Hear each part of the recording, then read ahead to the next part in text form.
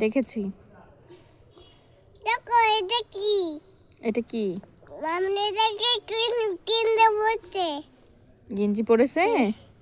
দেখো বুড়ি। এটা আয়শা বুড়ি? আয়শা বুড়ির কাছে যাবে? এটা কতটা বুঝি? তাই? এটা কতটা কত বলছিল না। আব্দুল্লাহ শোনো, তাকাও আম্মুর দিকে।